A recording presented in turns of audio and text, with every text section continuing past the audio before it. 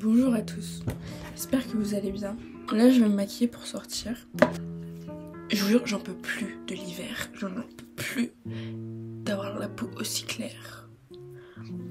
Moi j'aime bien quand ma peau a l'air juteuse. Si vous voyez ça, c'est que je l'ai posté. Déjà c'est un miracle, et c'est aussi un miracle que je montre mon visage nu. Parce que je suis devenue accro au maquillage. Genre même si c'est juste du mascara ou du blush. Et je n'arrive plus à montrer mon visage tout nude. J'ai lavé mes pinceaux et tout, donc trop cool, on va trop s'amuser à se make-upper. Du coup, j'ai envie de parler du fait de pas se sentir à sa place. Et c'est quelque chose que je ressens depuis des années et je comprends pas trop pourquoi. Et j'ai vécu plein de trucs dans ma vie que j'ai un peu occulté et du coup aujourd'hui j'ai l'impression de... Ça fait 5 ans que j'habite là où j'habite. On peut dire qu'il y a eu 4 phases dans ma vie. Ma phase à Noisy-le-Grand, c'est là où j'ai grandi, genre je suis née et jusqu'à mes 8 ans. La phase à la campagne, alors cette phase, elle a duré 5 ans. Et ça aussi, ça a été une phase très grounding. Parce que je suis rentrée au collège, ça a un peu commencé la vie de grand et les conflits. Il y a eu Montpellier qui a duré 2 ans et merci beaucoup Seigneur, ça n'a pas duré plus longtemps. Parce que c'était vraiment terrorisant. Ça fait 4-5 ans que je suis là et ça risque de durer encore. Voilà. Et du coup, j'ai un peu l'impression d'avoir occulté toutes mes vies antérieures. Même si je me souviens des bons souvenirs et des choses qui m'ont fait mal. Mais j'ai un peu l'impression d'avoir occulté ces vies. Et qu'aujourd'hui, sachant que je suis arrivée, j'avais, je sais pas, 14-15 ans. Et je me suis modelée pour satisfaire ces nouveaux gens qui m'entouraient. Je sais pas, j'ai l'impression de m'être effacée. Et du coup, je me reconnais plus. Et même, c'est étrange parce que j'ai commencé à me sentir mal à l'aise dans ma propre famille. Et j'ai commencé à me sentir out of place, genre. J'ai commencé à sur-réfléchir toutes les situations sociales, dont les situations dans ma famille. Et c'est super fatigant, genre. J'ai toujours été quelqu'un qui regardait beaucoup de vlogs. Et j'en ai fait plein de vlogs dans ma vie que j'ai jamais posté, mais j'ai fait plein de vlogs dans ma vie. Et je comprends toujours pas le concept du vlog. Et je comprends toujours pas pourquoi ça me plaît autant. Après tu me diras, David Lynch a dit que pourquoi les gens cherchent à comprendre l'art si la vie n'est déjà pas compréhensible en elle-même. Il n'a pas tort. Du coup je me suis un peu interdit de faire plein de choses parce que je comprenais pas et parce qu'il y a eu beaucoup de jugements dans les gens qui m'entouraient. Pas forcément de jugement de moi, mais de jugement des autres qui faisaient ces choses que je voulais faire. Et du coup je me suis dit, ah, c'est pas quelque chose de personne intègre et donc c'est mieux que je le fasse pas pour être aimée.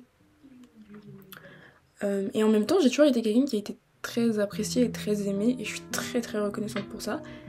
Mais du coup, comme j'ai vécu de longues périodes en détestant qui j'étais pas en accord avec moi-même, pas en accord avec ce que les autres pensaient de moi. Du coup j'étais pas à l'aise parce que j'avais l'impression de mentir aux gens sur qui j'étais, qu'ils aimaient quelqu'un que je n'étais pas. Et donc j'ai essayé d'apprendre à me connaître, mais c'est super difficile. C'est tellement difficile d'apprendre à se connaître, surtout quand le temps continue à passer. Et t'es obligé d'aller à l'école tous les jours, et t'es obligé de répondre à des situations sociales tous les jours. C'est super compliqué. J'ai envie de dormir. En fait, j'ai trop l'impression que qui je pense être n'est absolument pas la même personne que la manière dont les gens me perçoivent. Il y a des trucs qui correspondent et il y en a d'autres pas du tout et du coup je me dis mais est-ce que c'est pas moi qui ai tort et eux qui comme ils sont d'un point de vue extérieur peuvent mieux voir qui je suis et j'ai du mal à transgresser les règles et à m'écouter plus que je n'écoute les autres, ce qui fait que je me sens pas bien mais en même temps je fais pas les efforts entre guillemets pour me sentir mieux et je me rends compte que ça se manifeste aussi au théâtre par exemple, quand je dois essayer des nouveaux exercices, des trucs que j'ai jamais essayé, j'ai l'impression que je dois être seule avant de pouvoir montrer aux autres ce que j'ai appris parce que je sais pas comment ça rendra et parce que j'ai l'impression que quand j'essaie quelque chose j'arrive pas à essayer devant les autres, j'ai besoin de m'assurer que c'est bien seule avant de le montrer aux autres. Et je me rends compte que c'est comme ça pour beaucoup de choses. Je suis actuellement pas une fan de mon teint. Mais bon, il y a des jours comme ça, il y a des jours avec, il y a des jours sans, faut l'accepter. Purée, j'ai oublié ce que j'allais dire.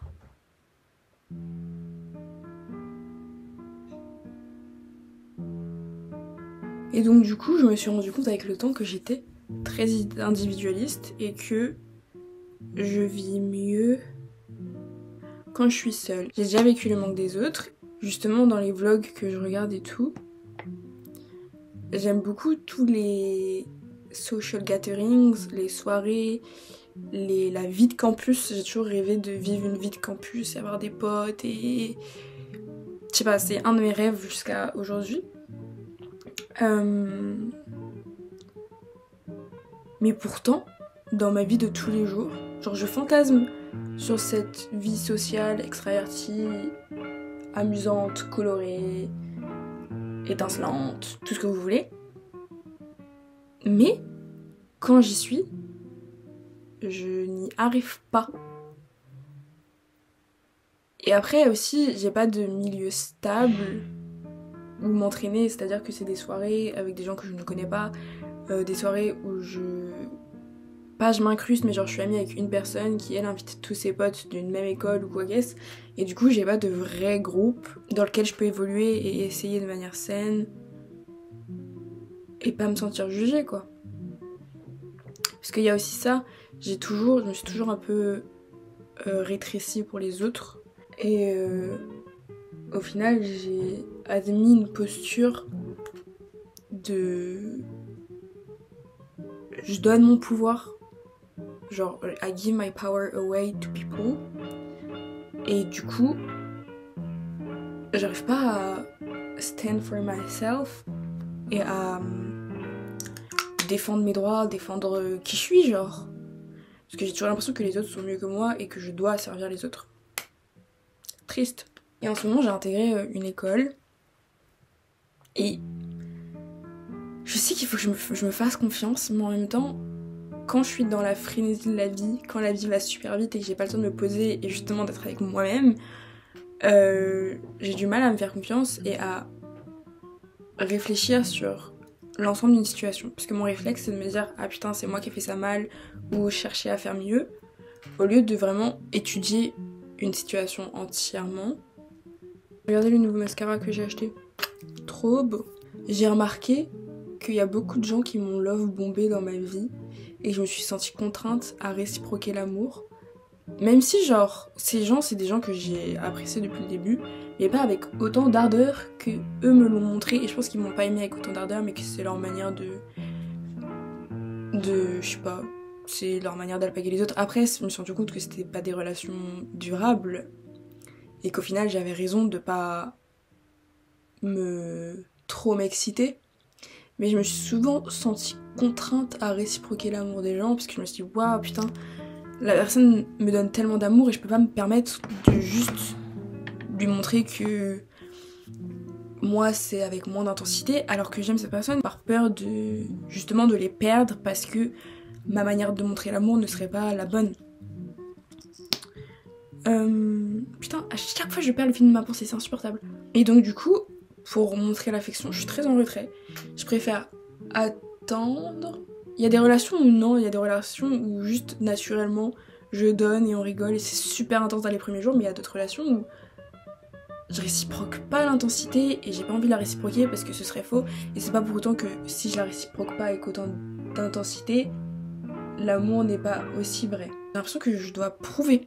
Alors que non, l'amour c'est pas prouvé. Et c'est pour ça que souvent dans les situations sociales, dans les classes à l'école, dans les groupes en général, je me sens en retrait parce que je me rends compte que tout est si intense, si amoureux, si beau.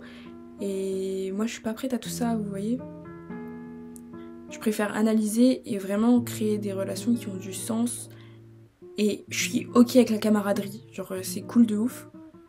Mais du coup j'ai du mal à créer de vrais liens alors que les gens, par le fake it until you make it, réussissent à créer des relations.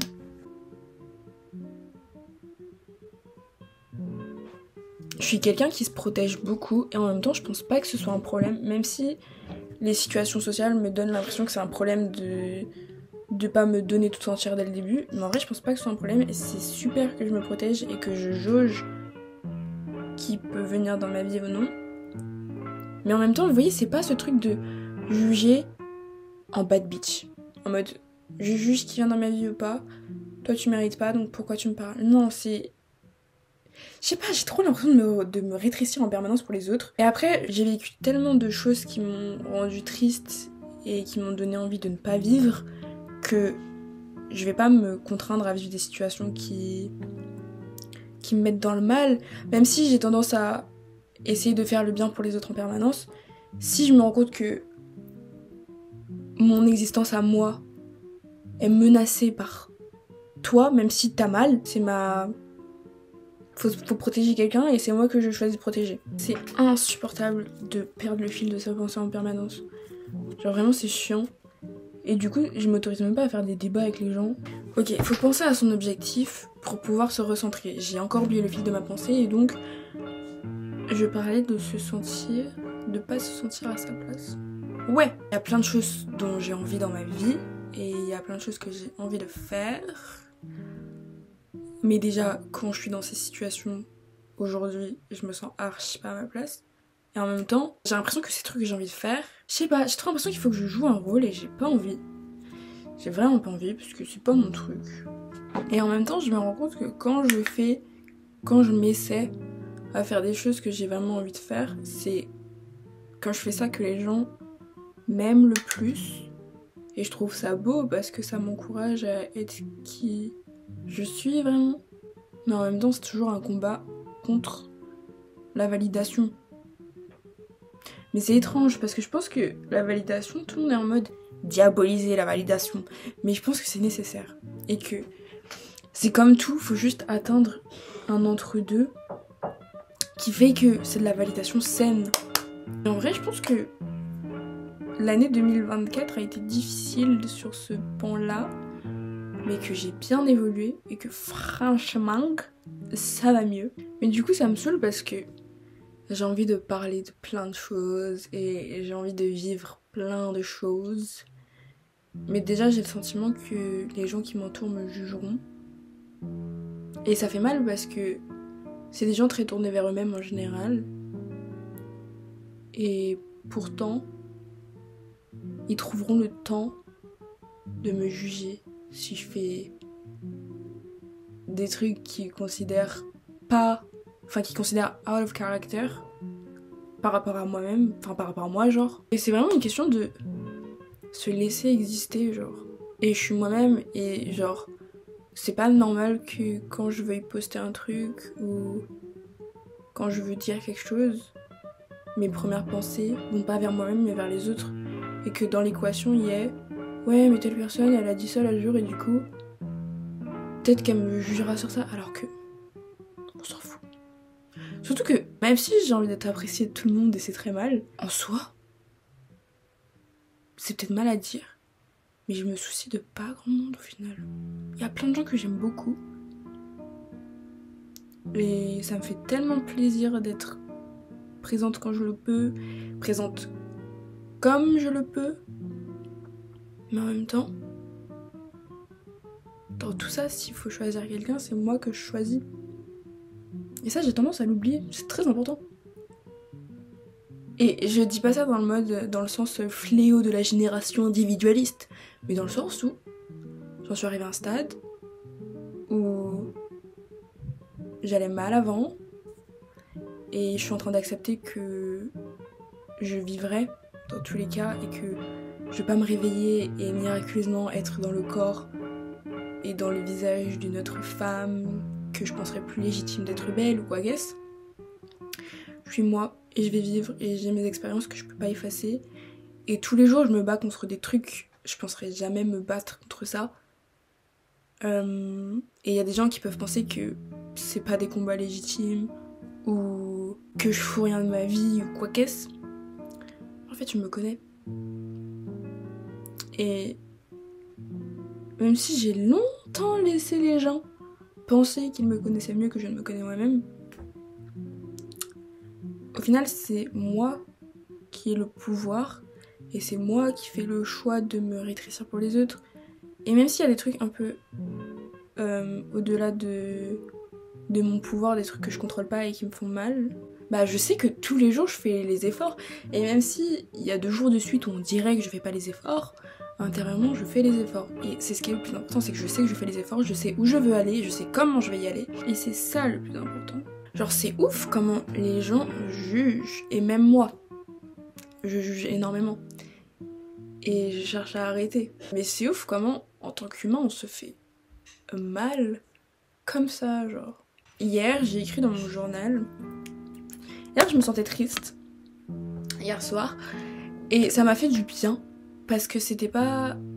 J'ai souvent eu un rapport très négatif avec la tristesse. Et je pense que jusqu'à aujourd'hui, je suis pas encore totalement out of it. Mais hier, je me sentais triste. Et ça me paraissait logique.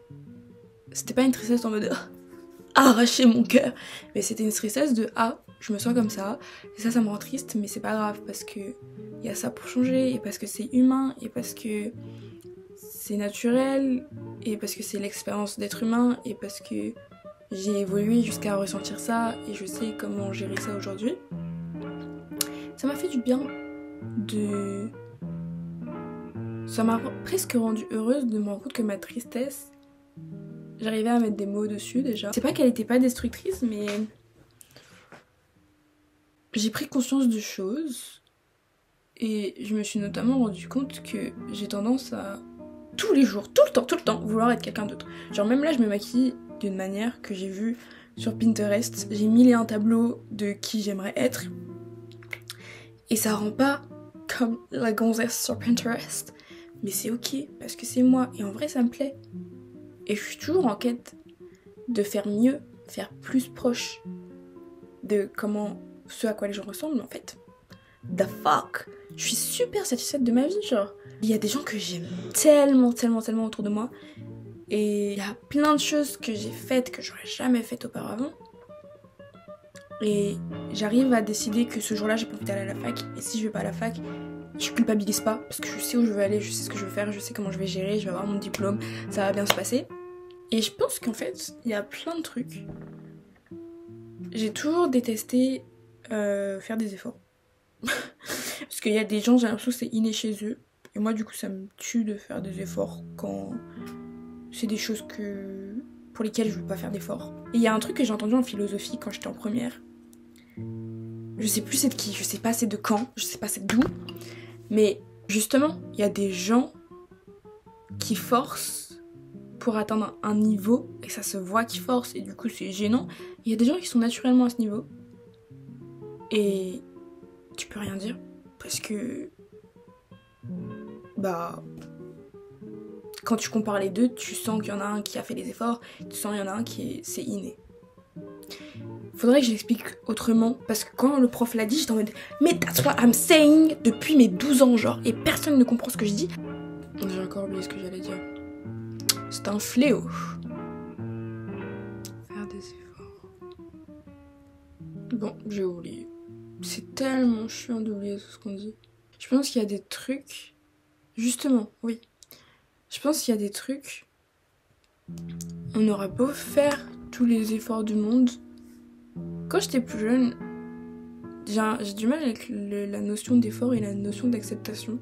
Genre, j'aime pas me dire que... J'aime pas le déterminisme. J'aime pas me dire que c'est comme ça et ça le sera toujours. Non. Non, je refuse. Si je veux quelque chose, je l'aurai. Et quand je grandissais, on me disait mais accepte que c'est ton visage, ma belle. Accepte ta vie. Accepte que tu t'appelles Anaëlle, que t'es née comme tu es et que tu seras toujours qui tu es. Genre, on me disait d'accepter tout plein de choses. Et moi, j'étais en mode... Quand je vous dis que je me sens moche, tout ce que vous trouvez à me dire, c'est d'accepter. Moi, je refusais parce que je sentais, deep down, qu'il y avait quelque chose qui m'insatisfaisait. Et en grandissant, j'ai réussi à faire des efforts et à atteindre une personne, enfin, par des moyens que j'ai trouvés toute seule, à force de regarder des vidéos YouTube, Pinterest, parler aux gens, etc. Il y a des moyens que j'ai trouvés pour atteindre cet idéal de moi-même que j'ai toujours voulu être. Je pourrais faire un épisode tout entier sur l'acceptation. Parce que là j'ai rien à dire dessus, juste que ça me saoulait, ça m'énerve. Comme le truc Montessori, ça me casse les reins. Mais, prom dog, et j'avais du mal à le croire. Et j'étais pas d'accord parce que c'est quelque chose qu'on peut pas gérer et qui fait qu'on doit continuer à vivre dans l'attente. C'est le temps. Et quand j'étais plus jeune, un jour j'étais en voiture avec mon papa et je lui ai dit « Papa, j'ai découvert quelque chose. C'est horrible de vivre dans l'attente parce que du coup tu rates. » Genre, je devais partir en Allemagne et je me rendais compte que j'avais tellement hâte d'aller en Allemagne que j'ai laissé les journées se passer sans vivre les journées. Quand on est dans l'attente, on profite pas parce qu'on se dit « Ah, il y a mieux qui arrive » et du coup, pourquoi penser à autre chose que ce qui arrive?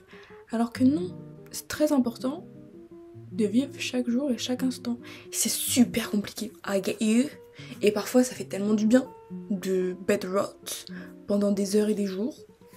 Et je pense que c'est nécessaire. Mais ouais, j'avais du mal avec cette notion. Parce que je me disais que c'était un peu une perte de passer tout ça de temps sans ce truc que je veux. Et aussi une perte parce que je me dis mais dans tous les cas je l'aurai. Pourquoi attendre? Et je me rends compte que plus je grandis, et je n'ai que 20 ans, la philosophe avant l'heure, et je me rends compte qu'en fait il y a des trucs que tu comprends en grandissant que tu comprenais pas avant. C'est pas une question d'essayer, c'est pas une question de volonté, c'est pas une question de se renseigner, c'est pas une question de lire, c'est une question de vraiment, c'est mystérieux mais il y a des trucs que tu comprends soudainement avec l'âge. Et du coup tous les jours t'as un rapport nouveau à la vie, un rapport nouveau aux événements de la vie, et c'est pas toi qui le contrôle. Et en fait quand ça arrive c'est tout doux et je m'y attendais pas. J'ai tellement souffert de mon rapport à moi-même pendant des années. Et j'ai fait tellement d'efforts, j'ai regardé tellement de vidéos, je me suis tellement flageolée. Et dans le fond, je savais que j'atteindrais... Je suis pas encore à mon pic. Of course not. Tous les jours, je suis le meilleur que je l'ai été la veille. Et je savais au fond de moi que jamais je me laisserais vivre une vie qui m'insatisfaisait. Et que même si j'avais mal aujourd'hui, je reviendrais à atteindre cet idéal de personne, enfin de moi-même, que je voulais. Et l'année 2024, elle a été super dure étrangement, et je sais pas pourquoi. Juste, c'est comme ce truc de temps, c'est que ça tombe dessus, tu sais pas pourquoi. Et tu dois gérer ça tout seul. Parce qu'il peut y avoir les autres autour de toi, mais là vraiment j'étais toute seule. Début 2024, j'ai fait un burn-out. J'ai longtemps été suicidal. Mais par ennui, par tristesse, parce que je sais que je suis capable d'aimer très fort et je sais que je suis capable de plein de choses, justement ça me rendait triste. Et c'est tellement beau que ça fait mal. Et c'était plutôt par rapport à ça, parce que je me rendais compte que faut manger tous les jours, faut boire tous les jours, faut s'occuper de soi tous les jours, faut s'aimer tous les jours. Parce qu'il faut aller au travail, même quand on n'a pas envie, il faut accepter le monde dans lequel on est. Il faut accepter que le jour c'est le jour, la nuit c'est la nuit. Quoi que tu fasses, le ciel sera foncé la nuit et le ciel sera clair la journée. C'était plus un ennui de ça. Et c'est même pas la question de vouloir mourir, c'était surtout ne pas exister. Vraiment, je me disais que ça m'aurait arrangé de juste pas exister. Et que justement j'avais pas envie de faire les efforts pour exister tous les jours. Et je sais que je suis pas complètement guérie. Et que là quand je le dis, dans un sens je suis rassurée de plus me sentir autant comme ça. En même temps je sais qu'il y a un petit fond. Et que quand je rechute c'est dur. Même si c'est mieux qu'avant. Et j'en suis reconnaissante. Par rapport à Dieu, à moi-même, à ma famille, aux gens qui tous les jours m'aident, mes amis. Mais ouais, c'était très dur début 2024. Et ce truc de j'arrive pas à faire devant les autres, j'avais besoin d'être seule, plus que jamais. Et je suis descendue dans le sud pendant quelques mois. Je suis allée m'occuper de mes petits cousins. Et déjà j'étais au soleil et je m'occupais de bébés, des bébés, des petits bambins. Ça m'a fait du bien. Parce qu'en plus t'apprends tellement des enfants, et ils sont tellement drôles et tellement humains et tellement mignons. Et du coup je suis restée 3 mois. Et j'ai pas vu mes amis. Et sorry people, ça m'a fait tellement de bien. Ça m'a fait du bien de pas être sur Insta. Ça m'a fait du bien de bedrot parce que j'avais rien d'autre à faire. Certes j'ai manqué par exemple l'anniversaire de mon meilleur ami, j'avais trop envie d'être là et tout.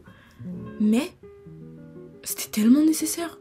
Et j'ai tellement kiffé être seule. Et c'est pendant cette période que j'ai mis en œuvre plein de trucs pour ne pas faire de dépression saisonnière. Et là j'en ai fait une petite à la fin de 2024. Même si je me rendais compte de tous les efforts que j'avais fait et du coup c'était amoindri.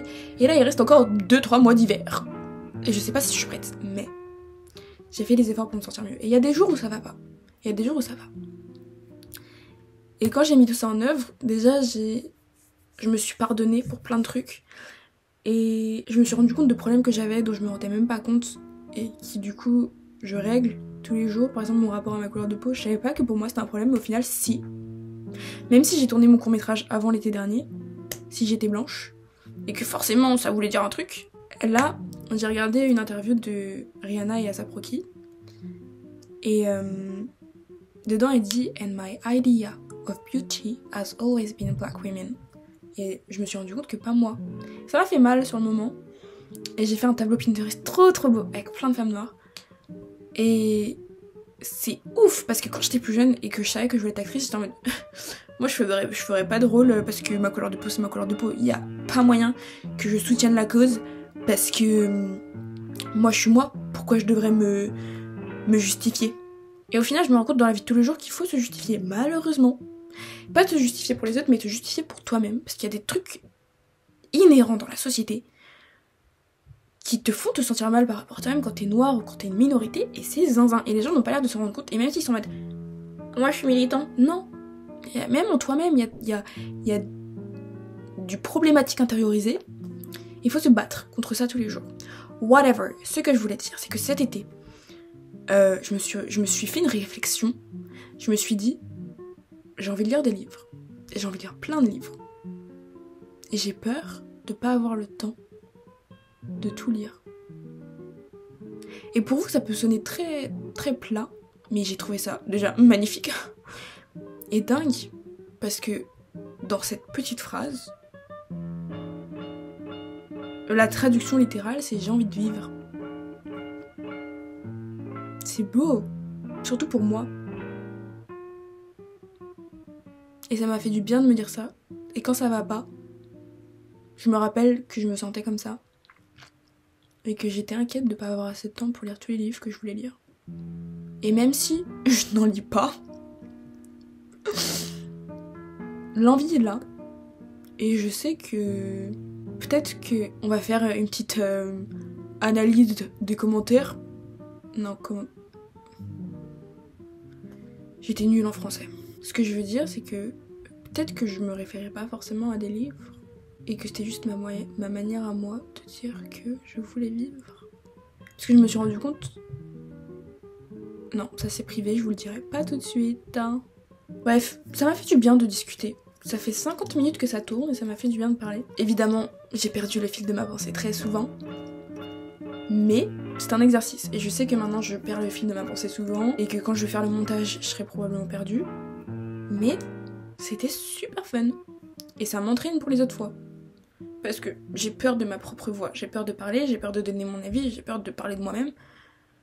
Même si c'est un peu ce que je fais tout le temps. Mais du coup ça m'entraîne. Et ça m'entraîne à savoir qui je suis et comment je suis quand je me parle à moi-même. Parce que je peux pas faire semblant avec moi-même. On va mettre un peu de gloss que j'ai acheté. C'est Lip Oil de chez ELF. Et j'ai la Honey Talks que j'ai passé à ma maman, que je ne retrouve plus. Maman. Je l'ai acheté en transparent. Parce que j'ai plus de gloss transparent depuis years. Et qu'il m'en fallait un. Et que le Honey Talks il est magnifique. Surtout quand je mets du marron partout. Ça fait un petit dégradé sucré, mielleux. Mais là j'avais envie de transparent. En plus ça sent bon. Ça sent... La première fois que j'ai porté ma première lip oil ELF, c'était le soir de mon anniversaire. 2 de mes amis sont venus me chercher pour qu'on fête mon anniversaire ensemble. Et j'ai fait un make-up parce que je me suis offert du make-up pour mes 20 ans. Et ça me rappelle cette soirée parce que je me sentais belle et j'étais heureuse. Regardez ce que j'ai acheté d'autre. Waouh. Trop beau. Celle-là, elle est pailletée. Donc il y a des fards un peu irisés. Et il y a la mat. Trop belle. Parce qu'il y a un make-up que je voulais faire en particulier que je n'ai pas encore fait. Mais que je vais prendre le temps de faire. Je vous fais d'immenses bisous. Je vous remercie de m'avoir écouté jusque-là. Si vous m'avez écouté. Si vous êtes là, personne ne saura que je vais vous embrasser langoureusement.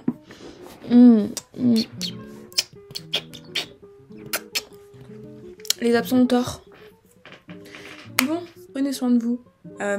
Acceptez-vous. Moi j'étais trop en mode, mais je peux pas m'accepter parce que je suis pas qui je veux être. Mais en fait, la beauté est en toi. Et prum dog, je sais que au début quand les gens disaient ça, j'y croyais pas trop. Et je sais que les gens en général ne croient pas ça, mais tout le monde est beau. C'est zinzin. Et en fait, il y a des gens juste... Certes, ils ont pas l'apparence conventionnelle et tout ça, mais si eux, ils se sentent beaux, dans le sens, si ils se maquillent comme ils veulent, s'ils s'habillent comme ils veulent, s'ils sont heureux dans leur vie, genre ils sont beaux, s'ils sont coiffés comme ils veulent et tout le monde est beau. C'est ouf. Whatever. Laissez-vous le temps. Autorisez-vous à essayer, même quand c'est difficile et même quand c'est devant les autres et que vous avez l'impression que les autres vous jugent. C'est pour vous-même que vous essayez, au final. Et c'est ok de vouloir la validation. C'est même très sain. Mais, très important, faut pas récupérer la validation de tout le monde. Il y a des gens, vous vous en battez les couilles et c'est ok, genre. Ils vont vouloir donner leur avis et peut-être que ça va vous toucher, mais au final, on s'en tape. Si par exemple, quelqu'un, je commence à parler comme Morgan Makeup, du calme. Si quelqu'un que vous affectionnez, dont vous aimez l'art, dont vous aimez l'opinion, vous dit un truc négatif, déjà tant que c'est constructif, c'est bien. Et si vous êtes d'accord avec, c'est bien, il n'y a pas à être méchant envers soi-même parce qu'il y a quelque chose qui n'a pas fonctionné. Mais toujours savoir à qui on demande la validation. Parce que moi, je suis sûre que si Macron me dit t'es moche, non, Macron c'est un peu... Quoi qu'il dise, je le croirais pas. Mais si quelqu'un que vous appréciez pas vous dit ah, elle est trop moche. Par exemple, le harcèlement à l'école. Moi, il y a des gens qui me jugeaient, qui jugeaient mon visage, qui jugeaient comment je m'habillais, qui jugeaient comment je parlais, qui jugeaient tout mon être. Et évidemment, ça me rendait super triste. J'ai même arrêté YouTube. Bon, j'ai jamais été très stable sur YouTube. Mais, à une époque, ça a eu un impact tel sur moi que je me suis dit, allez hop, on ferme les portes, plus personne n'aura accès à qui je suis. Mais ces gens-là, jamais, au grand jamais, je ne veux être eux ni avoir leur vie. Voyons. Par contre, si c'était d'autres gens qui me jugeaient, genre, si Jordan Peele me disait t'es une grosse merde, ça me ferait mal. Mais en même temps, je sais qui je suis. Et c'est celui qui dit qui est. Allez, bisous à tous. J'espère que j'aurai l'occasion de reparler à la cam.